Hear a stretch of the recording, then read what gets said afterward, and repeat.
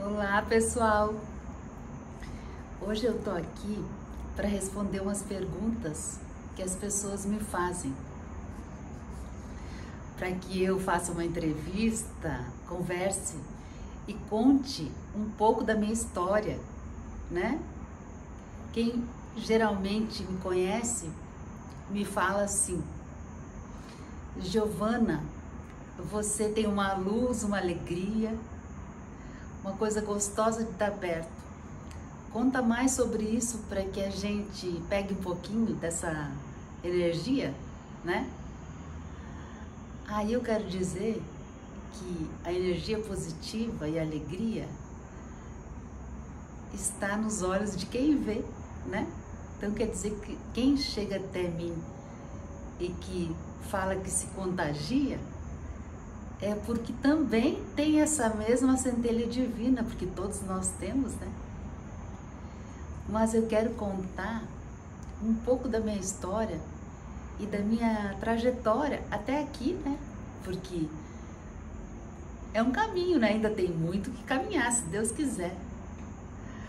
Então, por ter começado bem cedo, estudar numa cidade próxima da minha, né? Então, eu morava em Ajuricaba, no Rio Grande do Sul, no interior, e estudava. Com 9 anos eu fui estudar, estudei até os 9 lá em Ajuricaba, e aí a partir de então fui para uma cidade que é 28 quilômetros dali, que é Ijuí, uma cidade maior, estudar, né, a partir da 5ª série. Então eu tinha aquela responsabilidade, né, de acordar cedo, mesmo no frio, na chuva, e ir até a rodoviária para pegar um ônibus, para poder ir para o colégio, o ônibus dos estudantes. Aí então essa responsabilidade veio desde cedo. E aí você começa a ir para uma nova cidade, a conhecer novas pessoas, né? Fazer novas amizades, porque você tem que dar conta de tudo, né? Já começa a mudar.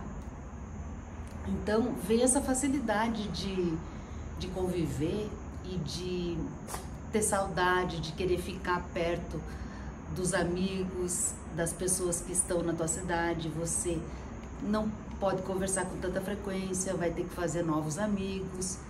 São condições que a vida vai colocando para que você cresça, né? E isso acaba você adquirindo uma autoridade e uma expansão do teu ser, né? Você sabe que consegue, porque você acaba tendo que fazer novas amizades, tanto no colégio, como no trajeto, né? Quanto na tua parte do lazer, ou até da dança, no caso, que eu ficava à tarde também para dançar na escala, né? Já. E ficava também à tarde para fazer inglês. Aí são todos esses novos ambientes que você tem que, né, fazer novas amizades, né? Esse convívio social.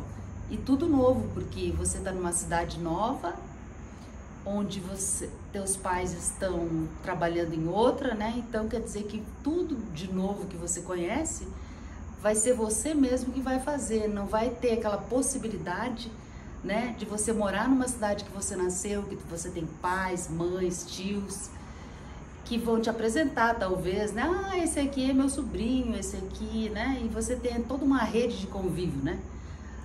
Quando você chega sozinho numa cidade e numa idade assim, imagina, 9 anos, né? Você vai ter que conhecer todo o universo por sua conta, né?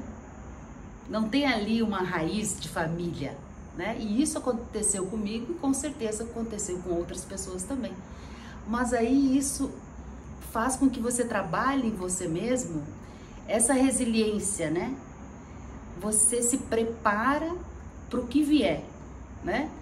Tipo assim, se você pela manhã na escola teve alguma dificuldade de relacionamento, você não tem espaço de tempo para você correr para um familiar, para uma mãe, para um pai, porque você não está naquela cidade, você é jovem, você tem que, por si só, entender que aquilo faz parte da vida e que à tarde você vai ter mais um compromisso e você vai ter que ir. Então você vai ter que se resolver com você mesmo, ficar só, entender aqueles sentimentos, muitas vezes um sentimento de sim ou não, alguma desaprovação, alguma coisa que você errou, que você vai ter que aprender. E à tarde você vai ter que continuar, você não tem aquele tempo de conversar com alguém da família, né? Para que você desabafe alguma coisa, né? Então você acaba contando com você mesmo nesse universo, nesse mundo, desde muito cedo, né? E claro que eu percebo que isso acontece, não aconteceu só comigo, acontece com muita gente, né? Que não tem os pais próximos. Por outro motivo, né, muitas vezes. No meu caso, graças a Deus, eu tenho meus pais muito próximos e pessoas maravilhosas, né, que eu posso contar sempre. Mas um pouco dessa história é isso, né? Muito nova, já fazer as coisas independente, ir para a escola em outra cidade, né? Estudar um ensino muito exigido numa escola alemã, né? Então você novinha, num grau de exigência, um colégio que eu escolhi fazer científico na época e que me exigiu muita atenção, matemática, química, literatura, artes, né? Já nós tínhamos aula de alemão obrigatório, nós tínhamos aula de artes. Então já conhecia os afrescos de Michelangelo, já com a professora da Alemanha que se chamava Gudrun, uma professora também bem exigente. A matéria de artes ela fazia com que você reprovasse se você não tivesse uma nota boa. E era muita matéria, só para ter uma ideia. Alemão é uma matéria difícil, né? Uma língua difícil, e a aula era toda em alemão. E se você não passasse em alemão, você também reprovava de ano. Super rígido. Então, isso faz com que você entenda a vida de uma outra maneira. Você tem um ensino muito de um padrão alto. Você tem a vida que você tem hora para acordar super cedo. Eu tinha que levantar da cama às 5 horas da manhã com 9 anos de idade, né? Isso é uma realidade, talvez, de muita gente, mas isso faz com que você tenha aquela independência, que você tenha aquela independência emocional já muito nova e dê conta daquilo que você sente e compreenda o que é mais importante, né? Então, os meus pais sempre falaram para mim que a minha obrigação era estudar e que eles estavam ali para nos apoiar, né? Isso foi com todos os meus irmãos também. Então isso fez com que a gente fosse para o mundo e para a vida com um alto nível de responsabilidade, né? Para dar a contrapartida para o pai e para a mãe, né? Eu apoio você, mas eu quero o resultado, né? Eu quero que você, eu apoio, eu pago um ensino para você com um colégio bom, com preço caro, mas eu quero ver o resultado no final do ano. Então, desde muito novinha, eu tive que encarar esse mundo, esse universo de estudos de um nível muito alto de exigência, com pessoas muitas vezes de outras etnias diferentes da minha, conviver com esse tipo de pessoa, conviver com esses professores de origem europeia desde muito nova, e com isso adquiri bastante flexibilidade no trato e relacionamento interpessoal.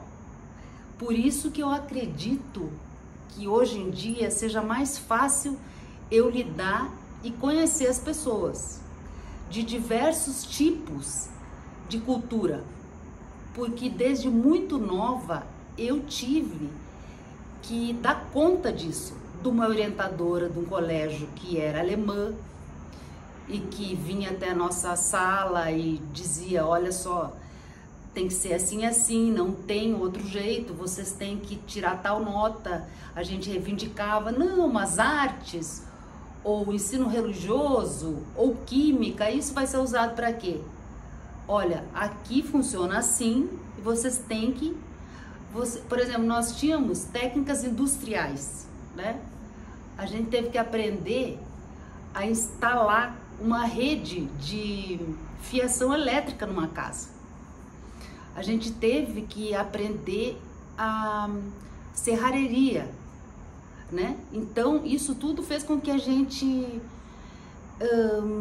aprendesse profissões desde muito cedo, né? Já pensou você pegar uma madeira e você cortar numa serra-fita com essa idade, né? A responsabilidade que a gente já tinha cedo. Então, eu acredito que isso criou uma maturidade em mim mais cedo, que depois me deixou com esse traquejo social, né? Casei muito cedo, morei no Rio de Janeiro com 20 anos, dirigi já numa cidade como o Rio, então trabalhei lá logo muito nova, com uma cultura totalmente diferente do sul do país, né? Então você tem que de alguma forma entrar nesse meio, né? Trabalhar nesse meio. Então, com uma profissão de advogada, né? No meio jurídico, no meio de muita vaidade, né?